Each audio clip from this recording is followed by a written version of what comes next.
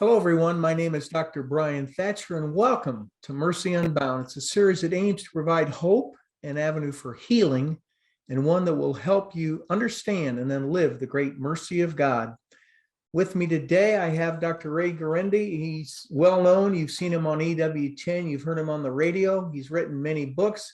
He's actually been on the show before. And we're going to talk today about one of his books, Marriage, Small Steps, Big Rewards. It's available at drray.com. And it's a easy to read booklet. It's so practical, and yet why don't we do these things to help our marriages? Ray's a well-known counselor, mental health therapist, and thank you again, Dr. Ray, for joining me on Mercy Unbound. Thanks, Dr. Brian. Appreciate it. Well, in your book, you outline 10 small steps as well as common rebuttal points as why we humans don't, follow those steps that can significantly improve a couple's marriage and help it get it back on track. You mentioned there's no magic bullet. It does require effort, and it will help couples work better together. And interestingly, you mentioned it not only helps their marriage, but it will help them become better parents, because you mentioned in your introduction about how oftentimes children's behavior may be off course a little bit because of parenting. Can you explain that a little bit, what point you were making there about the parenting? Some years ago, Brian, I wrote a book called Back to the Family. And we asked good parents what makes their marriage good.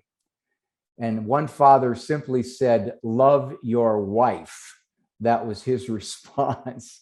Many of the people who come to my office come not because the kid per se is giving them problems. It's because they're not only not on the same page in their parenting marriage, they ain't on the same planet. And so as a result, there's all kinds of discipline problems because they disagree. One thinks the other's too harsh.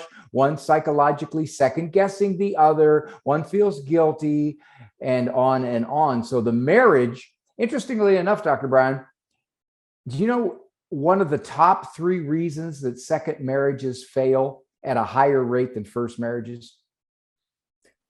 Well, not being an expert in your area, I would probably guess because they didn't learn from the first, but well, you got a good point there. Yeah, I'm bringing me into the next marriage. The kids. Really? Absolutely.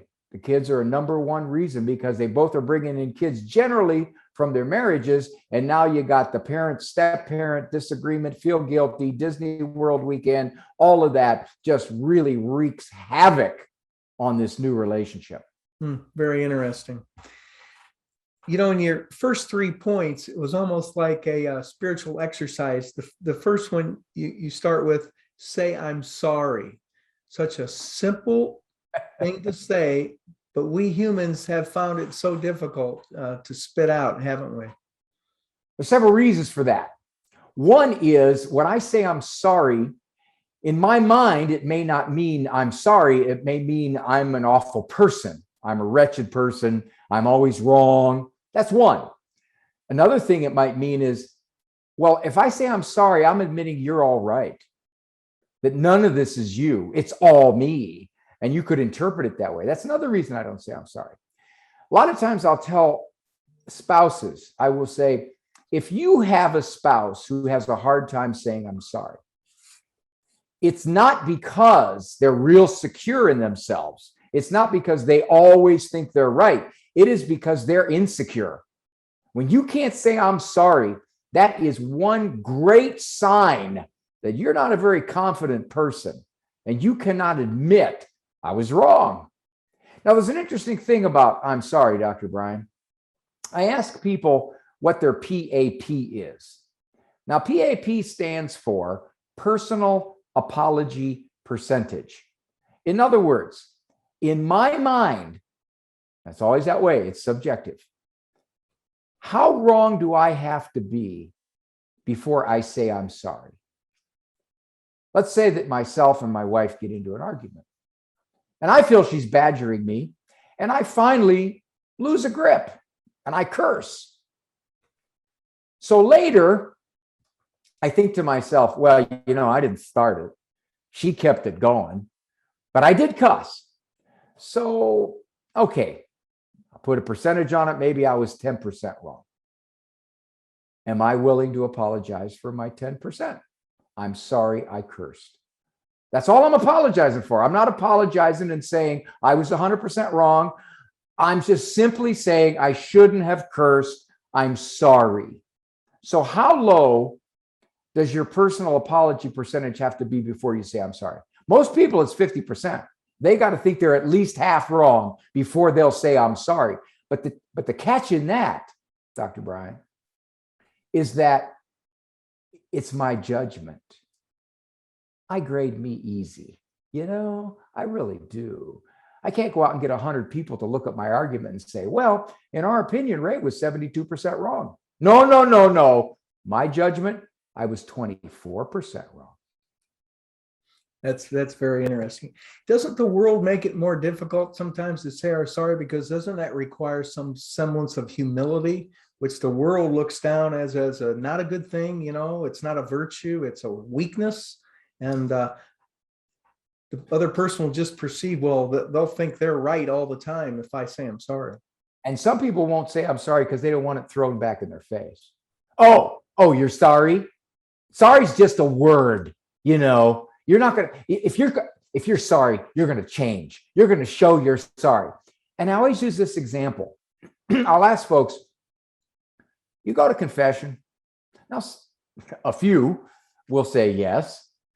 I'll say, how would you like the priest that you've been going to for 9 years and you say the same sins every time you go in? How would you like the priest to say, no, I'm not giving you absolution. You've been saying the same stuff for 9 years. I really don't think you're sorry, because if you were sorry, you'd change. Why aren't you changing? So that's one thing. People are afraid the sorry is going to get thrown back in their face. But there's an interesting thing about I'm sorry.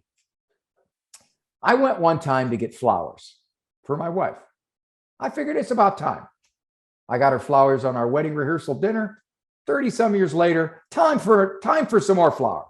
Don't want to push it. The girl behind the stand said, "What'd you do wrong?" I went, huh?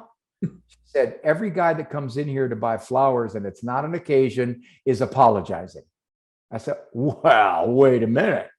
You don't know me and my wife. We have a very different relationship.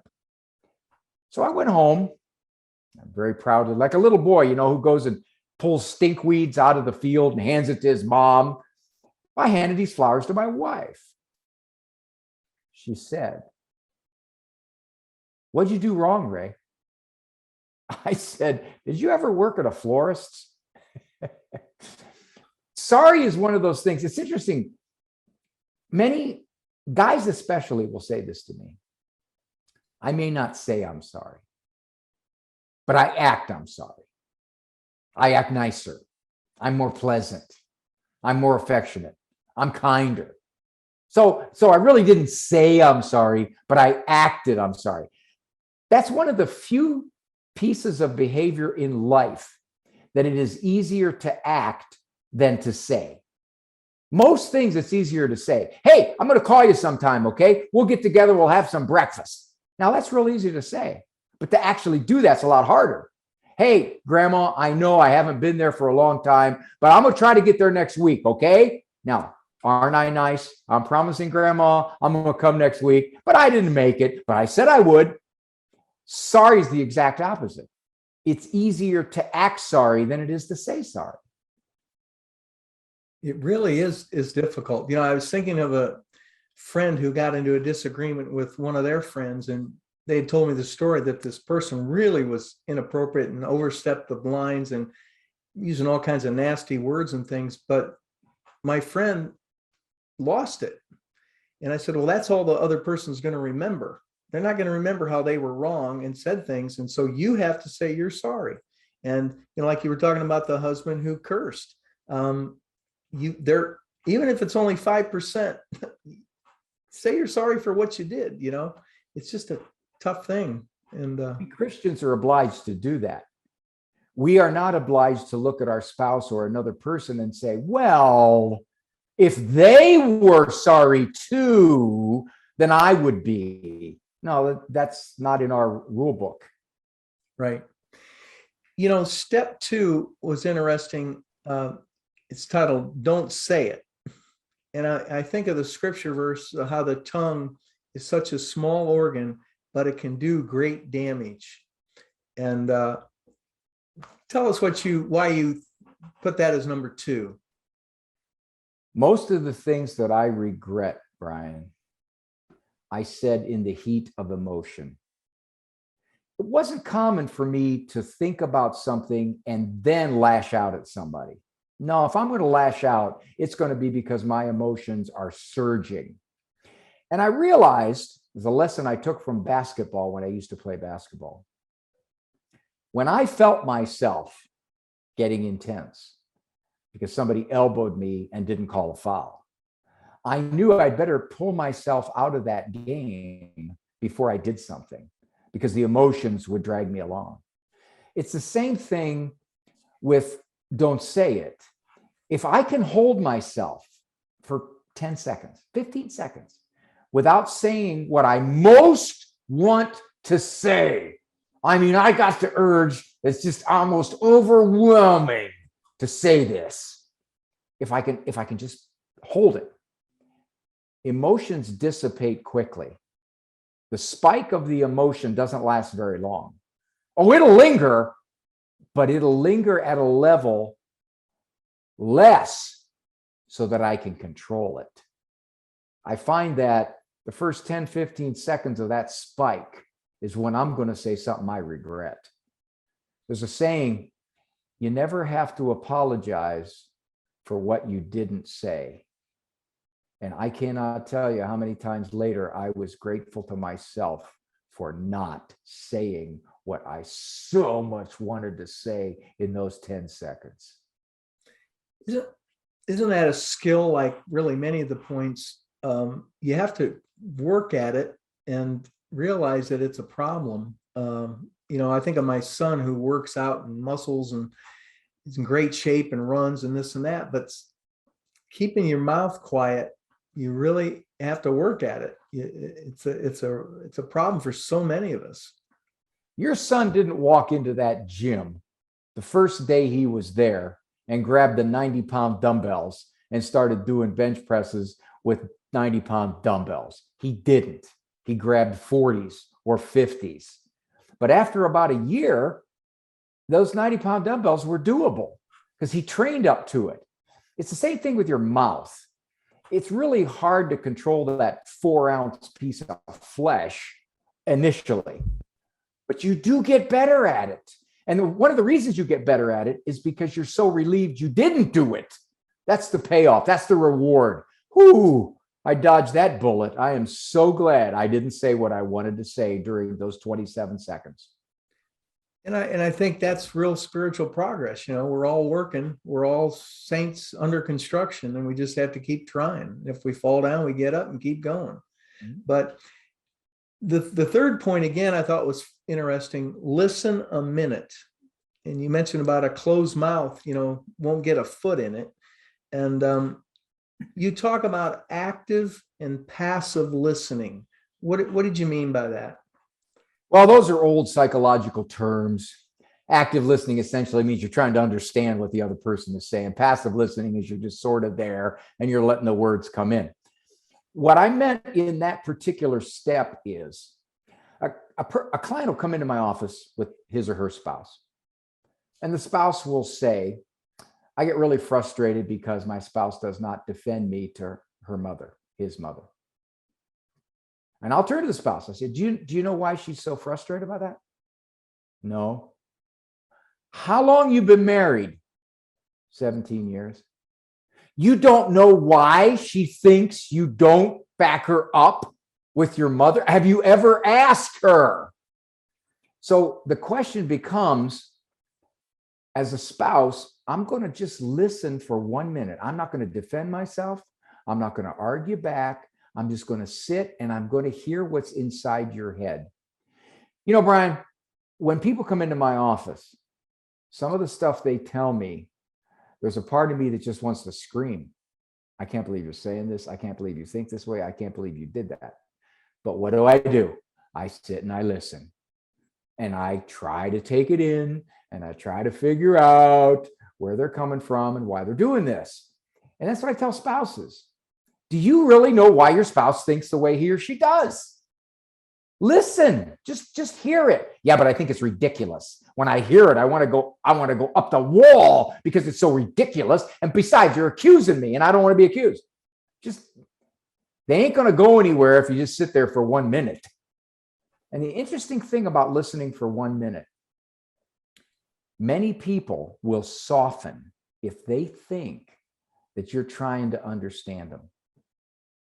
Even if inside your head you think this is the most absurd, ridiculous thing I ever heard, and I can't believe this. No wonder he or she's a nutcase. If you don't do anything other than just try to listen and see the thinking behind the emotion or the behavior, the other person actually feels a little more appreciated. They'll soften a little bit in their craziness. Even in my own walk, I really realize that's one of my many faults, but I usually am coming up with a rebuttal in my head while they're still talking. That's right. I'm waiting for you to shut up so I can defend myself and say you too, and all of the defenses that I have. That's exactly what we do. Pause, take a breath, because it's my turn. And it's really not, because we're jumping in way too early. Yes. She said, and off to the races. One of the reasons for not listening was if I stay quiet, my spouse will think that I agree with him or her. And well, it's going to be clear you don't agree, because if you speak up after a couple of minutes, it's going to be clear what you think. That's what I always tell them. I say, yeah, well, they'll think that until you open your mouth. And then they'll realize you may not necessarily agree with what they're saying, but you didn't immediately jump in to make them feel like I can't tell you what I think because you're going to slap me down as soon as I do. Or another one you mentioned was what I could hear might upset me. So I shut them out. You're not even listening at that point. Yeah, that's the thing about listening. You got to try to figure out why they think the way they do, even if it's ridiculous.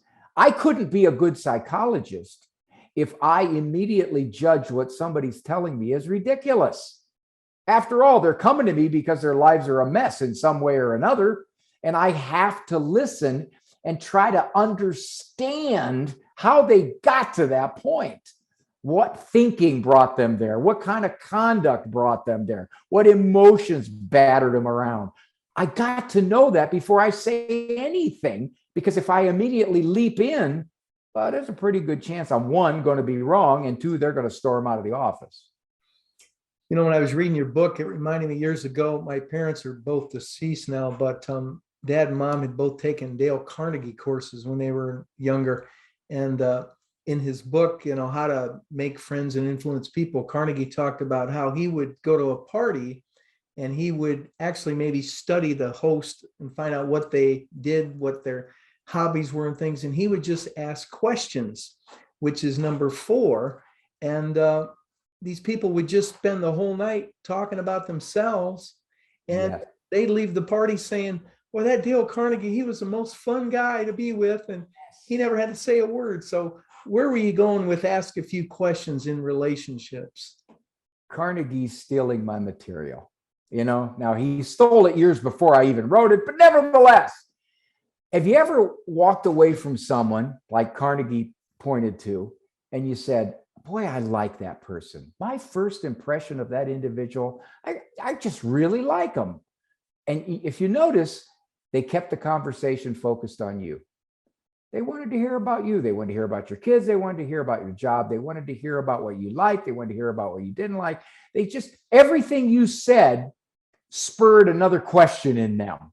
And it wasn't a probing, interrogating kind of question. It was, gee, I'm really interested in what you have to say. 90% of people, in my informal opinion, will not say, hey, now you've got me talking about myself. I want to hear about you. No, no, no. 90% of people, and not because they're mean, selfish people, but it's just natural. You've got me so easily just talking about my grandkids, about my kids, about my career, about my profession, about what I've done in my yard, whatever. My son asked me one time, he was 17. He said, "Hey, Dad, on a date, how do I make a good first impression?" I say, "Hey, John, that's easy. You ask her all about herself. You don't be concerned about telling her all about you. Ask her all about herself. It's a guaranteed winner." My wife is very good at that. When we have social events or go somewhere in community events, she's always trying to draw people out, to let them open up. They feel more comfortable. They feel like they're able to express themselves. But that's an art too, isn't it? It's a skill. It's very much a skill. And I have the advantage because that's what I do for a living. I ask questions for a living. But you can do it. Asking questions is easy. So how many kids do you have? Oh, what's their names? Oh, what's the oldest like? See, you don't have to be a college graduate to ask questions like that. That's as easy as it gets. Another one, again, thinking of the spiritual walk, but your point 5 is accept it. And what do you mean by that? I don't mean automatically think what you're hearing or what your spouse is doing is good or moral or helpful. I mean, at some point in most relationships, you have to get to the point where you say, I don't want this to be ongoing friction. When I deal with marriage counseling, a lot of the problems people tell me about have been going on for years and years and years and years. And they're not big things. She's always late. She's always late. I've told her and I've told her and I've told her she's always late. How long have you been married? 24 years. Are you just going to get to a point where you finally realize, I'm going to just live with this? Well, he doesn't pick up after himself. I've told him. Okay. Is it a good marriage? Yes, we have a wonderful marriage. I love my spouse. Okay, then just, what are you going to do about this? Are you going to keep hammering about it? Well, I don't want him to think he can get away with this. Yeah, but you've been saying this for 27 years. Well, if he loved me, he would. See, when you personalize it like that, that's one of the main reasons people can't accept it. You're doing this because you don't care enough about me. You're doing this because you don't care what I think. You're doing this because you don't love me enough. Maybe you're just doing this because you're lazy. You're doing this because you're self-centered. You're doing this because you don't think. Sure. And I think so. Many people will say in a marriage, you got to have a lot of communication. Brian, I think when you have to have a whole lot of communication in a marriage, that could be one sign it ain't a good marriage. Because people who live together in a marriage and get to know each other, little by little, the stuff that used to be a problem, they either lay it aside, they either accept it as part of their spouse's personality, they quit hammering the same stuff for years on end. At some point, most of this stuff ceases to be issues, and therefore it ceases to be stuff you got to communicate about. The good marriages really don't have a whole lot of that kind of emotional communications. I was thinking of the serenity prayer while you were talking of God grant me the serenity to change, accept the things I cannot change, the courage to change the things I can, and the wisdom to know the difference. And some people lack that insight of wisdom is this worth fighting a war over here, over some of these issues that may never change? One of the most common questions I get, wherever it is, on radio, TV, therapy, tell me how to make another person be different. That question is as common as tell me how to make me be different. Tell me how to make my mother-in-law not be like that. Tell me how to make my spouse think this way. Tell me how to make my adult child act this way. Tell me how to make my grandson do this. That's like, man, I'll tell you, I have a hard enough time getting you to do it as opposed to get another person to do it. Yeah. It kind of goes back to, I realized over the years with my kids, we have a large family, and I used to give all these great lectures, I thought, and then I realized I'm going one No, next. shut it, man. Shut it. And now I realize I got to set the example, and hopefully they'll see it. And all I can do is be the best I can be. And My wife and I say nothing to however our children are raising the grandchildren. If they ask me, I will get my attorney to get a signed copy that they have asked my advice, and I will keep a triplicate in my safe. My son has a couple little girls, and when his little girl was about 2, he said, "Hey, Dad, can I ask you something?" And I said, wait, Andrew, you're asking me my opinion? Really? Excuse me, I'm just starting to cry here a little bit. We don't say a word unless we are directly asked. And that's something I'm working on too, because I realize it's best we had our chance with our kids, it's their turn, and I'm just grandpa. But well, Dr. Ray, we've only covered 5 of the points, but we could go on and on, but I know your time is short, and I'm just going to encourage people to get your book, Marriage, Small Steps, Big Rewards, available at drray.com. Thank you for joining me today on Mercy Unbound. People, subscribe to the show, share these great talks. There's a lot of stuff to really eat and digest and chew about here, and share it with your contacts. And I want to thank everybody for joining me today on Mercy Unbound. And thanks again, Dr. Ray. Thanks, Brian. Please subscribe to our YouTube channel for the video portion. The podcast can be heard at anchor.fm/drbryan, Bryan Thatcher, Thatcher, and on all the major podcast forums. I would love to speak at your church or conference, and please consider supporting our efforts to spread the truth to a hurting world. Thank you again. And for more information, go to the website at drbryanThatcher.com.